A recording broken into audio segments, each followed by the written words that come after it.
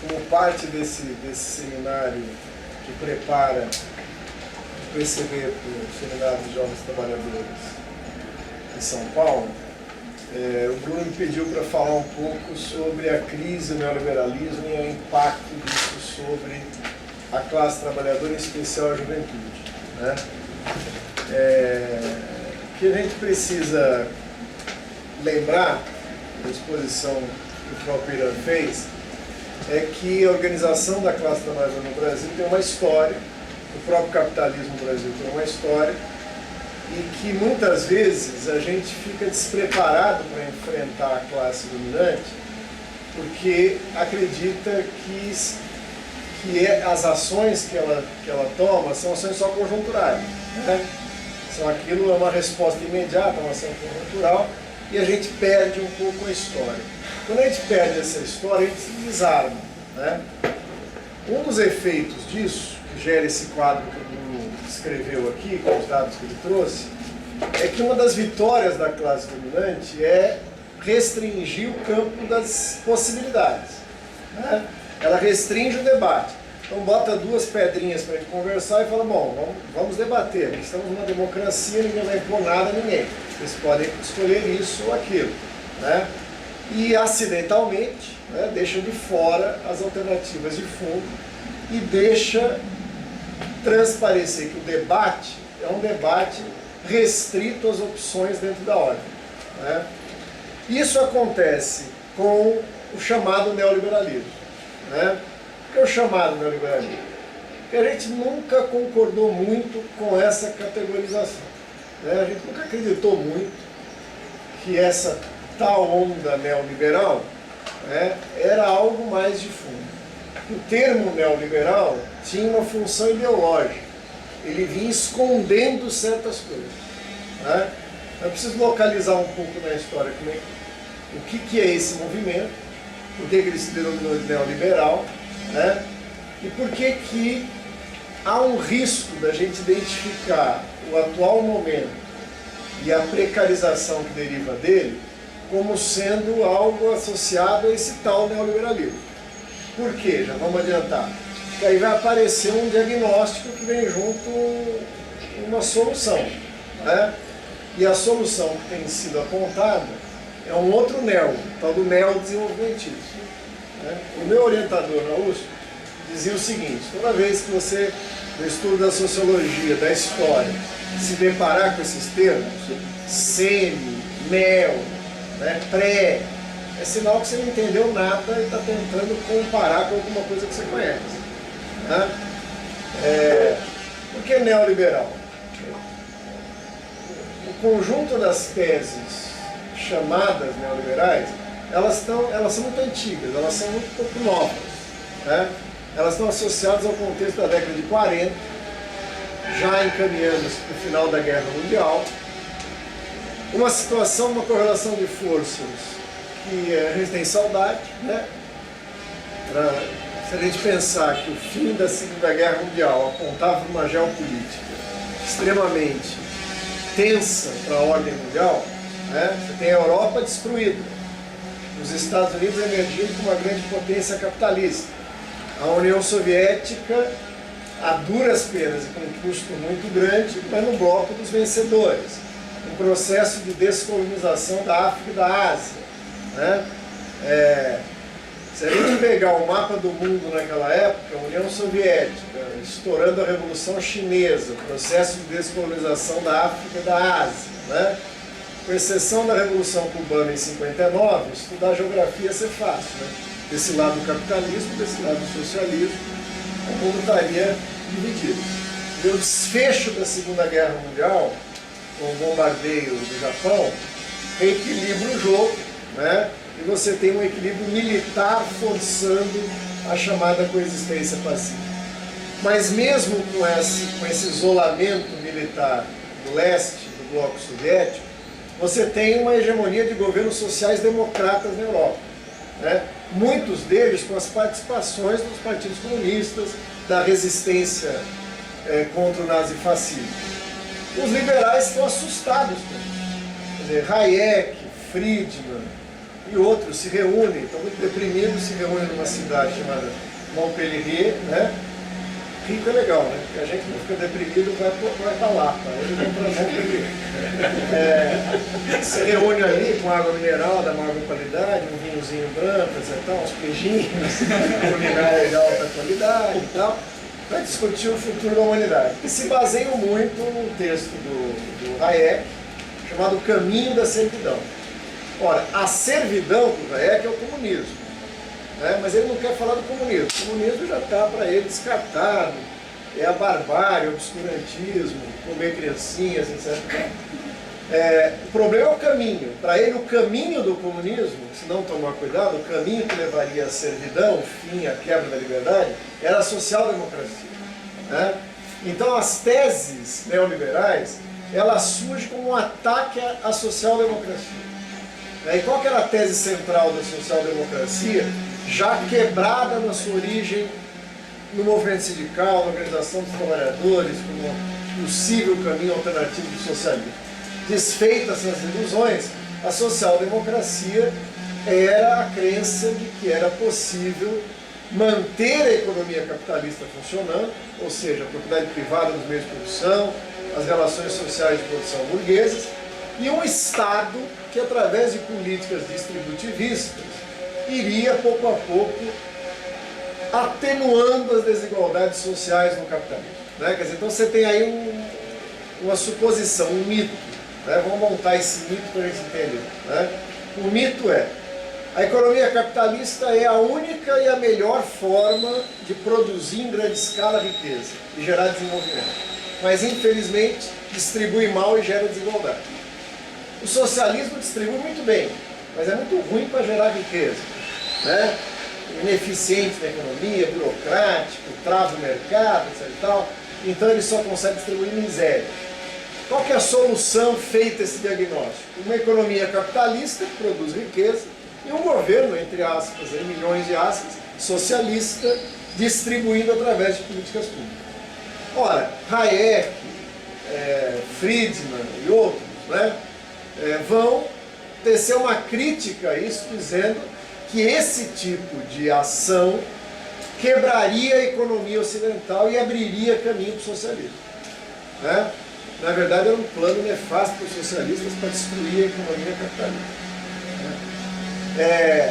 Esse plano também ataca o fundamento econômico da social-democracia, que não é marxista. O fundamento econômico, o plano econômico da social-democracia é Keynes. E o Keynes tinha escrito seu livro, estava implementando isso no New Deal norte-americano, e os neoliberais atacam o que eles chamam de uma intervenção do Estado na economia. Quer dizer, as políticas públicas distributivistas da social-democracia se fundamentavam na tese keynesiana de que o Estado teria que ter medidas para atenuar a crise do capital.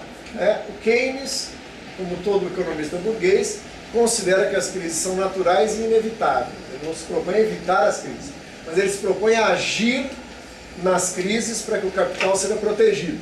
O Keynes tem uma tese para tentar salvar o capital de uma crise que é inevitável. As crises vão ocorrer, os governos e o Estado têm a obrigação de entrar com um mecanismo, uma malha protetora, como ele dizia, para garantir que a acumulação de capitais passe pela crise e estabeleça um novo ciclo. Como acontece muitas vezes nesses casos, ele se reúne lá em Montpellier, faz o seu manifesto e dão os burros na água. Porque o que acaba prevalecendo no contexto pós-guerra são as medidas keynesianas, e é a social-democracia. Quer dizer, o alerta deles que isso levaria para a servidão caiu no vazio politicamente. A burguesia rapidamente percebeu que aquilo não era um caminho para o socialismo, mas uma eficiente alternativa para evitá-lo. Então você tem no ciclo pós-guerra um ciclo que a acumulação de capital vai se dar pesadamente com a presença do Estado. Ora, como é que a gente tem instrumentos teóricos para julgar isso, para não cair na ilusão que viria a seguir? Nós compreendemos esse momento como um momento de maturidade e auge do capital monopolista. O capital monopolista no seu mais alto grau de desenvolvimento que se transforma em imperialismo. Um alto grau de concentração e centralização da produção, com a formação daí derivada do capital financeiro, união entre capital bancário e capital industrial, a mundialização do capital pela partilha e repartilha do mundo. Ora, o capital, quando ele amadurece essa fase monopolista e chega no seu auge, ele destrói as bases da livre concorrência. Né? Quer dizer, o liberalismo, enquanto ideologia, é uma ideologia própria do capital concorrencial. Né? A ideologia própria do capital monopolista tinha que resolver, do ponto de vista de valores, de ideias, de concepções, de discurso ideológico, o fato de que o Estado não podia ficar fora da economia. Né? Ora, nós sabemos que o Estado nunca esteve fora da economia. Basta a gente voltar na história para a gente ver que esse mito liberal de que a economia funciona quando o Estado se afasta apenas para as suas funções de garantia da ordem jurídica, repressiva, e deixa que o mercado dá conta de tudo, é um mito. Né? As próprias condições que tornam possível a acumulação de capital, a expropriação dos produtores diretos, a formação do proletariado, a propriedade privada, exigem a presença do Estado. Né? Os liberais, no ciclo liberal, tem sentido, vamos dizer assim, o mito liberal, na medida em que você tem um capitalismo concorrencial. Na medida que o capital se transforma em capital monopolista, ele precisa de uma série de funções diretas ou indiretamente econômicas que só o Estado pode exercer. Quer dizer, para manter o capital funcionando nas taxas de acumulação necessárias, é necessário, por exemplo, uma poderosa infraestrutura colocada a serviço dos capitalistas. E nenhum capitalista, isoladamente, tem intenção de ele próprio investir no longuíssimo prazo na formação dessa infraestrutura. Na verdade, o conjunto da riqueza, né, produzida vai ser acumulada privadamente pelos capitalistas, uma parte se transforma em fundo público. Esse fundo público disponibiliza para o capital o recurso necessário para investir nessas ações diretas ou indiretamente econômicas. Né? Para ficar claro o que é isso, o capital precisa de portos, o capital precisa de armazéns, de estradas, de aeroportos, de produção de energia, distribuição de energia, extração de minérios, né, de siderúrgicas. Toda essa infraestrutura para o capital monopolista maduro, o Estado arca com o custo e oferece a preços subsidiados para os capitalistas. Né? Vocês que acham que o Estado é duro, né? Não é, ele é gentil, ele tem uma solidariedade incrível, né? Ele gasta muito mais em produção de aço do que ele recebe ao vender o aço para os capitalistas, para produzir energia e oferecer energia subsidiada para os capitalistas. Há também atividades indiretas, essas são diretamente econômicas, produzir energia, infraestrutura, logística, transporte, né? Mas há todo um conjunto do planejamento econômico, da criação das condições para a acumulação de capital se dar. Né? E esse planejamento é feito pelo Estado. Né? O Keynes se rende à tese do planejamento, e ele fala isso. Né? Uma das pistas do Keynes que levará ele à sua tese é a União Soviética. Ele está analisando 29 e está analisando por que a União Soviética não foi sugada pela crise. E uma das conclusões dele é porque ali existe um planejamento de Estado que distribui insumos, garante a economia funcionando. Né? Então o Estado capitalista incorpora a ideia de planejamento. Faz parte desse planejamento, chegando mais próximo do nosso tema, a gestão da força-trabalho. Veja, para que o capital possa manter suas taxas de lucro, o capitalismo se utiliza de uma série de contratendências para tentar frear a crise. Né? O grupo pediu para falar da crise. Eu sei que vocês têm compromisso com o Natal, a gente tem uma campanha para fazer ano que vem, não dá para falar tudo da crise, né? Mas fica como introdução ao estudo da crise. Né? A crise do capital, como Marx a concebe, é uma crise particular. Ela não é, a gente costuma ver a crise como uma crise de carência, falta de empregos, falta de recursos, falta de de financiamento, né? Falta de produtos para serem consumidos, falta de consumidores. Por que a gente vê a crise assim? Em poucas palavras, a gente é pobre. Né? Quer dizer, ninguém viveu a crise na sua casa de muito dinheiro no final do mês. Né? Se alguém chegou nessa crise aqui, por favor, nós estamos precisando de finanças. Né? Ninguém vive a crise, a crise quando se abate sobre a classe trabalhadora, ela se apresenta como dizimação dos empregos, precarização das condições de trabalho, falta de acesso a bens e serviços essenciais. Né? Ora, para o capital, de forma estranha, a crise é uma superabundância de valor, é superprodução, é superacumulação, né? É muita acumulação que produz alguns efeitos, que apenas introdutoriamente aqui a gente vai apontar. Primeiro efeito, né? O primeiro efeito é que o capital, ele é um ciclo, ele está sempre circulando, né?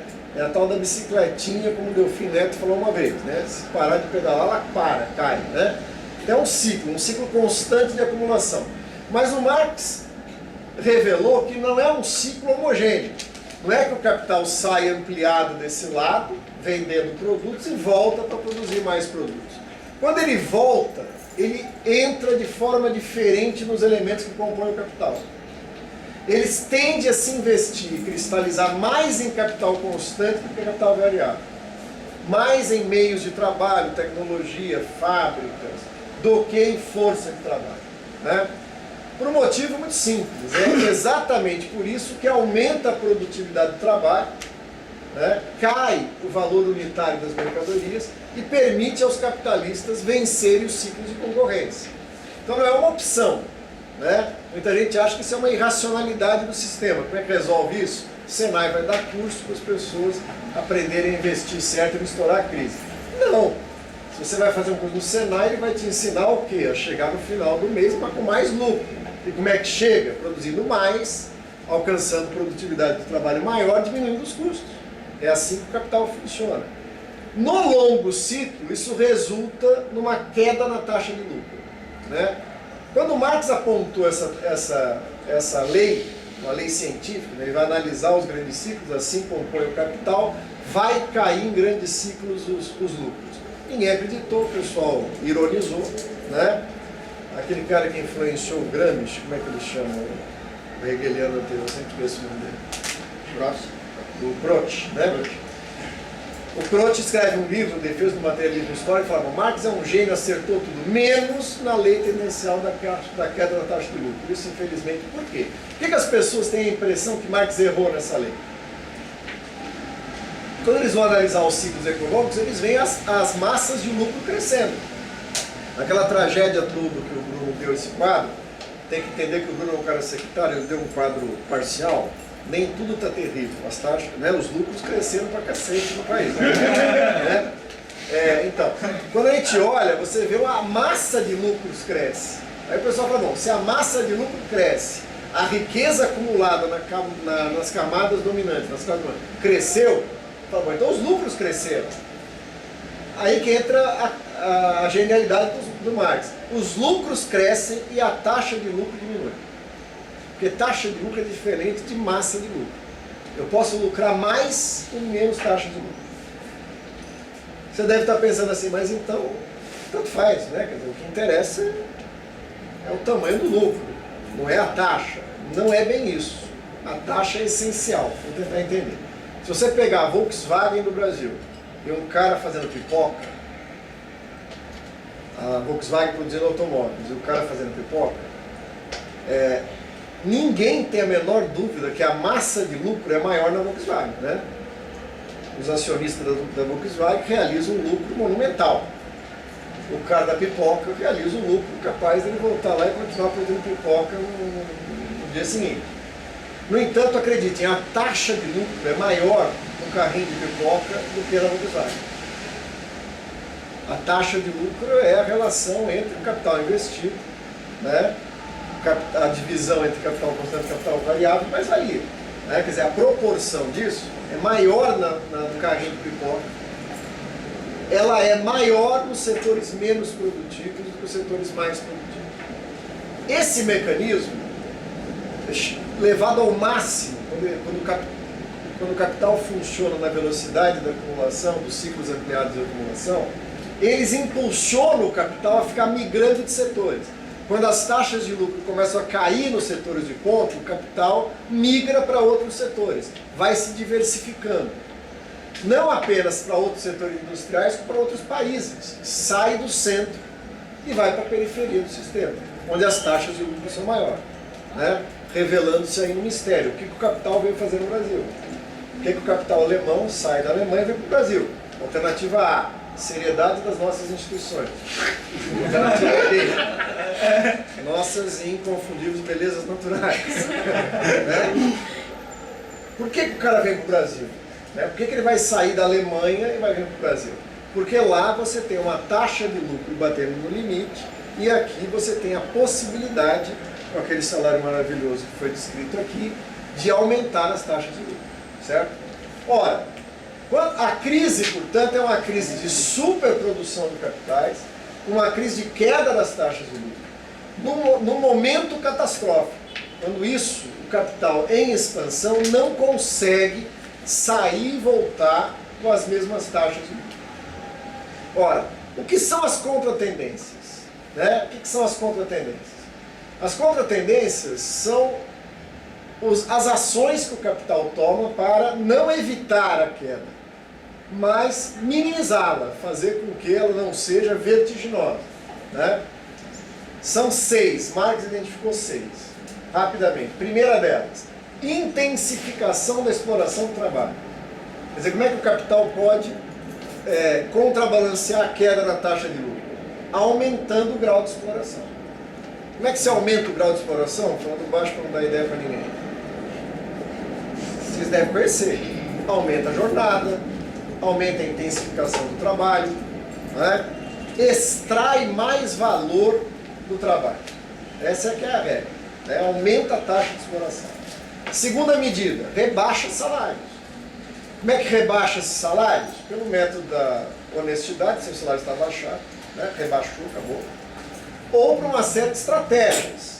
Pagar menos para a mulher do que para o homem, menos para o negro do que para o branco, aproveitando as regionalidades, né?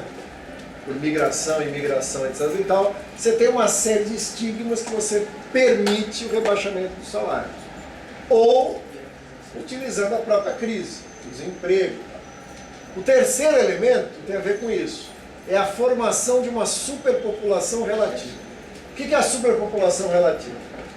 Diretamente o capital expropria mais trabalhadores do que ele de fato vai usar no processo de valorização do capital, formando um excedente de força de trabalho.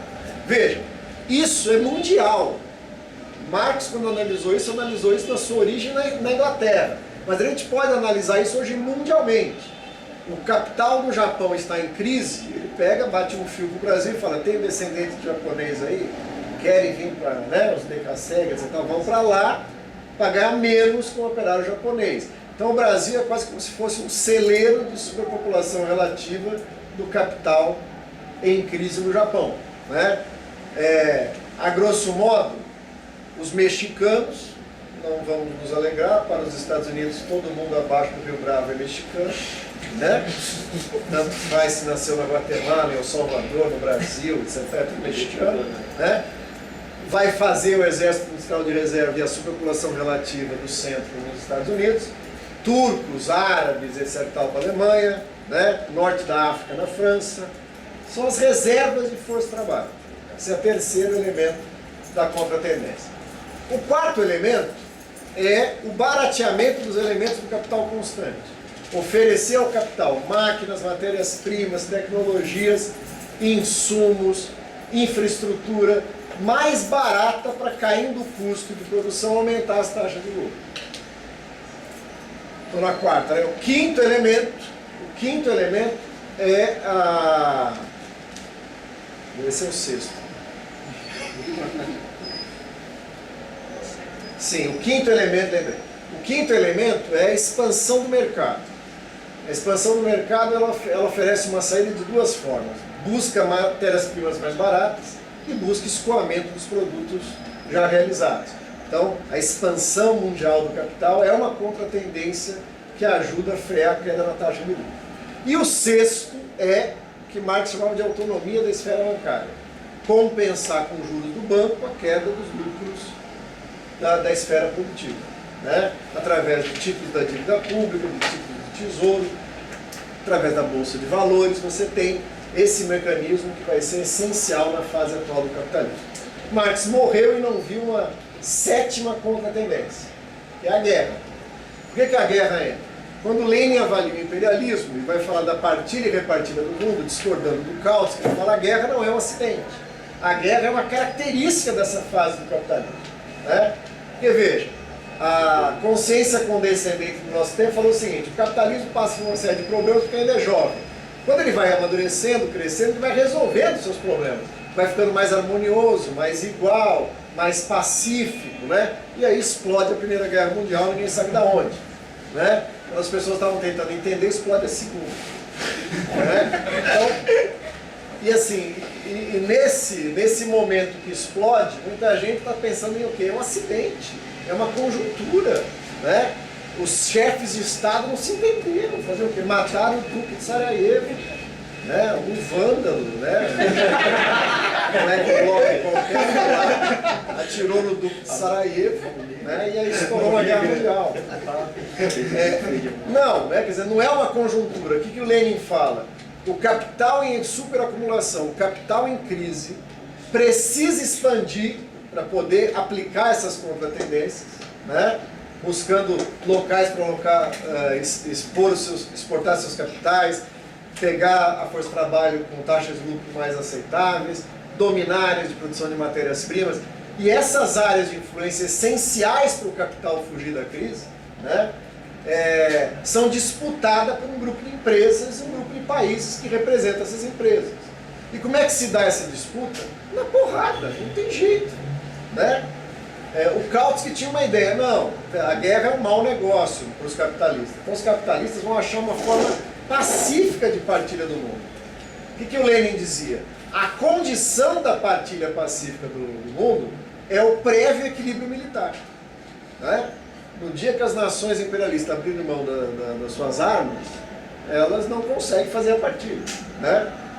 Por um motivo que não vale a pena que a gente aprofundar, mas tem que imaginar que isso é, como dizia o Trotsky, igual e combinado, né? Desigual e combinado. O que quer dizer isso? Inglaterra, Estados Unidos e França chegam nesse auge e partilham o mundo. Quando eles acabaram a partilha, chega a Alemanha. Quando a Alemanha chega, o mundo já está partilhado. Como é que você vai fazer essa repartilha? Com argumento? Com congresso? Com seminário? Né? Com a Liga das Nações? A pessoa com esse chapéu e tal, sentando, entrando e saindo da porta para tentar fazer um acordo. Enquanto não sai o acordo, o que os capitalistas da Alemanha fazem? Deslocam o seu capital para a produção de armas, né? Porque sabe que o critério que vai decidir quem vai ficar com aquela área vai ser a guerra, né? Então a guerra é um fruto da constante partilha e repartilha do mundo. Por que eu fiz esse parênteses? Veja, se a gente pegar essas 7 características: aumento da exploração do trabalho, redução dos salários, formação de uma superpopulação relativa, barateamento dos elementos do capital constante, expansão dos mercados, os títulos dos títulos da dívida, né, o mercado financeiro e a guerra, todos eles, todas essas contratendências, têm no Estado um sujeito fundamental. O capital não consegue equacionar essa sua solução da crise sem o Estado. Tudo bem? Então, por isso que a gente começa por dizer o seguinte: quando o liberalismo afirma que o Estado não intervinha na economia, ou quando o neoliberalismo vai afirmar que o Estado tem que sair, nós temos que dizer o quê? Primeiro, o Estado nunca saiu. Sem Estado, a acumulação do capital no século XX teria sido impossível. Foi o Estado que operou essas contratendências. Ora, então por que o neoliberalismo? O que é o neoliberalismo? Esse ciclo de acumulação em que o Estado operou essas contratendências, que é o ciclo fordista, né? Quer dizer, o fordismo é uma resposta do capital para organizar a produção adequada a essa fase monopolista e imperialista, né? Isso tem um tipo de sindicato que lhe cabe. Veja, isso é uma coisa legal, pegando o que o Irã falou. A origem do nosso sindicalismo é um sindicalismo revolucionário, seja na vertente anarquista inicialmente, seja na proposta comunista. Esse sindicalismo foi destruído na década de 30. Esse sindicalismo foi destruído na década de 30. Para ser colocado no lugar um sindicalismo de Estado, um sindicalismo imposto pelo Estado, que tinha por pré-condição quebrar o movimento de base autônomo e revolucionário dos trabalhadores. Cria-se o sindicato oficial. O que é o sindicalismo fordista? O capital não quer negociar com os trabalhadores organizados autonomamente fazendo greve. Ele quer organizar por categorias. Então, o sindicato por categoria é um produto do fordismo. O sindicato revolucionário é o sindicato classista. Né? O que os anarquistas faziam, que os comunistas... Que aí o Irã também chamou atenção para isso. Né? Se você pegar aquela fotinha dos caras que fundaram o partido em Niterói, todo mundo era anarquista uma semana antes. Né? Inclusive Astrogildo Pereira, Otávio Brandão, vem da tradição anarquista. Né? O sindicalismo classista é aquele que vai percorrer todas as fábricas e propor unidade, né? Organização na base e unidade geral dos trabalhadores enquanto classe. Ora, o capital não quer negociar com a classe, ele quer negociar com as categorias. O que o Ford fez na sua fábrica? Criou o sindicato dos trabalhadores da Ford. Ó, não quero saber se os outros setores vão dar aumento ou vão dar salário. O trabalhador na Ford vai ter um salário, a meta do Ford era esse, capaz de comprar um Ford. Né? O Ford aumenta muito o preço. Os salários nos Estados Unidos nem tanto, mas deixa isso. Ora, esse sindicalismo e esse Estado que comandou o ciclo da acumulação na década de 50, 60, entrou em crise na década de 70. Então o que nós estamos vendo é uma crise do padrão de acumulação do capital a partir dos anos 70. Essa crise exigiu duas mudanças naquilo que nos interessa. Veja, não muda o capital, é para salvar o capital. Então o que precisa ser mantido? O capital. Mas precisa mudar a forma de funcionamento do Estado e a forma da organização do trabalho nas empresas. Então a reforma do Estado de um lado e a reestruturação produtiva de outro são os dois braços com que o capital procura acertar as condições para continuar a sua forma de acumulação. Veja, o que não muda? Aquelas 7 características são não alteradas, elas se mantêm e se intensificam. O que a gente vai ver a partir dos anos 70 não é uma diminuição do ritmo da exploração, é um aumento. Não é um aumento de salários, uma redução de salários. Não é uma ausência do Estado, apesar de que parece ser. É uma maior intervenção do Estado no que diz respeito a garantir as condições para a exploração.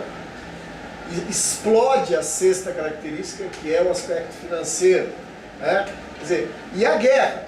Esse é um negócio legal. Por quê? Porque o pessoal acha que esse ciclo atual, porque veio depois do desmonte da União Soviética, do fim da chamada Guerra Fria, seria um período em que a guerra entraria em declínio.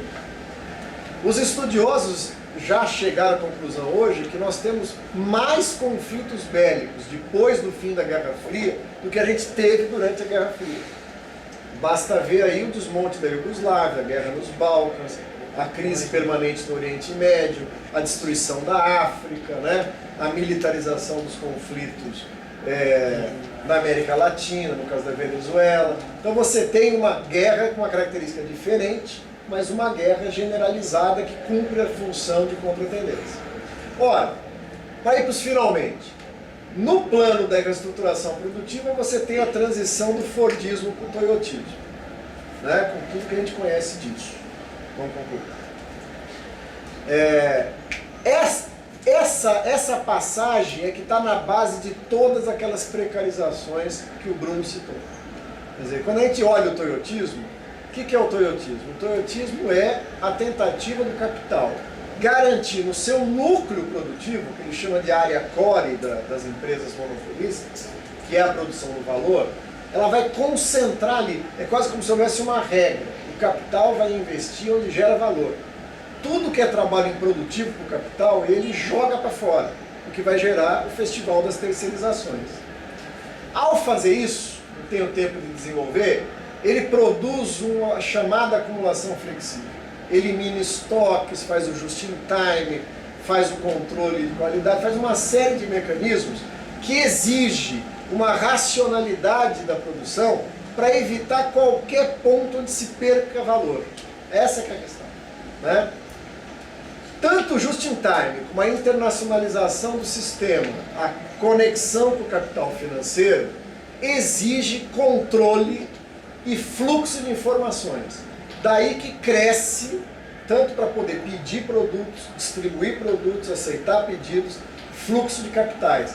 Portanto, o controle de informação e o fluxo dessa informação, daí essa centralidade dos call centers, tudo isso que vai gerar, né? E precisa gerar um processo que a exploração do trabalho, ela é um processo duplo, ela concentra nas áreas centrais das grandes empresas monopolistas e vaza para toda a sociedade.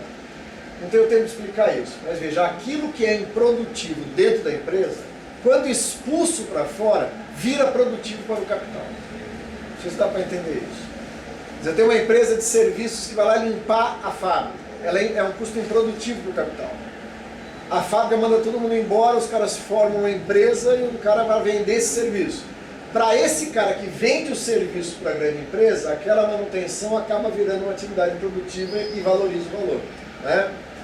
Da mesma forma o call center, da mesma forma tudo isso. Então, as relações capitalistas, ao invés de se restringirem, como pensa o pensamento burguês, elas se generalizaram para toda a sociedade, gerando uma classe trabalhadora maior, mais numerosa, mais explorada, mas também mais fragmentada e dispersa no espaço, né?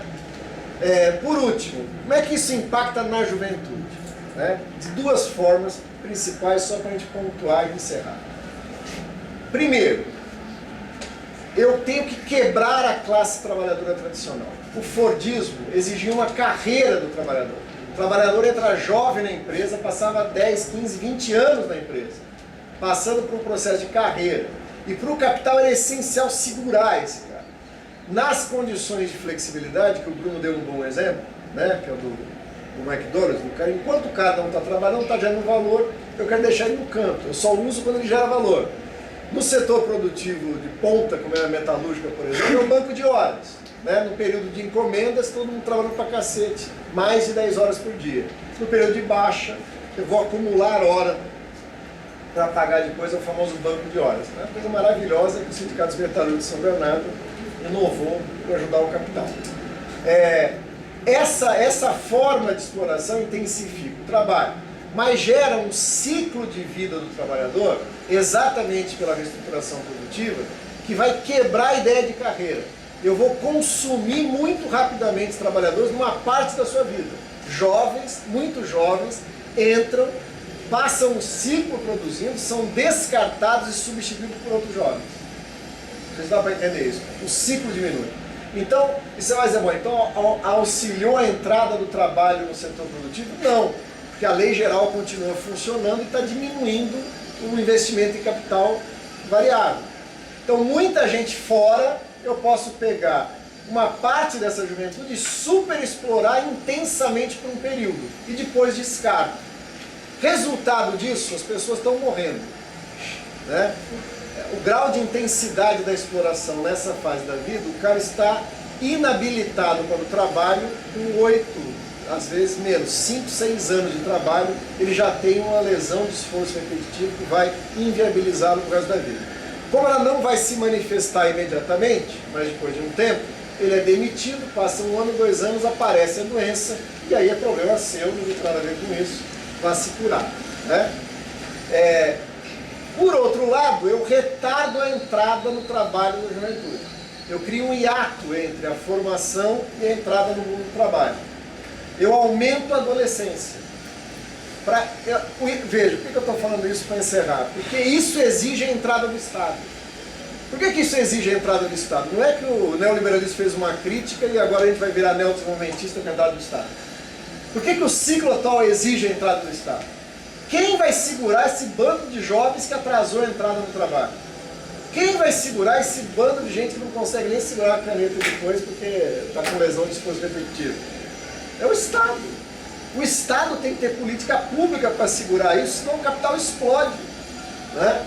Por isso o ciclo chamado neoliberal vai dar lugar para um ciclo chamado de neodesenvolvimentismo, uma retomada da intervenção do Estado. Não é para executar políticas públicas, é para viabilizar a acumulação de capitais na moderna sociedade do capital, né? Para isso, o ciclo petista serviu como uma luva. O PT é aquele que operou a reentrada do Estado, políticas públicas, para segurar a miséria absoluta de um lado, os níveis de salários rebaixados, garantir, vamos vincular os assuntos, vaga nas universidades. Por quê? Porque enquanto tem vaga na universidade, atrasa a entrada no mercado de trabalho. Vaga na universidade para nunca entrar no mercado de trabalho, o cara faz um curso daqueles do Reúne, não vai ter emprego nunca na vida, né? A UFRJ é um curso de especialista em segurança, para combater o terrorismo internacional. Tá, então, veja, evidente que a juventude vai arcar com o maior custo dessa forma, né? Quer dizer, a crise do Estado, a reestruturação produtiva, o retardamento da entrada no trabalho, o adoecimento precoce, o fim das carreiras, quebra a expectativa de vida da juventude. Não é estranho que ela é o principal protagonista da crise e das rebeliões que estão sendo tomadas pelo mundo afora aí. Seja por aquele extrato que nunca vai entrar no trabalho, seja por aquele extrato que entrou e está subexplorado, seja aquele extrato que está expulso do mercado de trabalho e doente, dependendo de políticas públicas, né? Essa juventude, muito rapidamente, percebe cada vez mais que o capital é uma forma de inviabilizar a vida humana e rebela-se contra ele. Num primeiro momento, de forma desorganizada, apenas reativa, mas cada vez mais unificada, politizada, apontando para uma perspectiva de mudança. Por isso que na nossa concepção não se trata do médio e bom jogo neoliberalismo ou neodesenvolvimentismo. Que tipo de neodesenvolvimentismo queremos? Não. Neoliberalismo e neodesenvolvimentismo são duas estratégias para problemas diferentes do capital e dos seus problemas. Para nós se trata da contraposição de neoliberalismo e desenvolvimentismo capitalista desse lado e socialismo como alternativa. A única maneira de enfrentar isso é quebrar a ordem capitalista e construir uma alternativa socialista. Felizmente o nosso partido já descobriu isso. Talvez ainda a classe trabalhadora não. Essa é a nossa tarefa.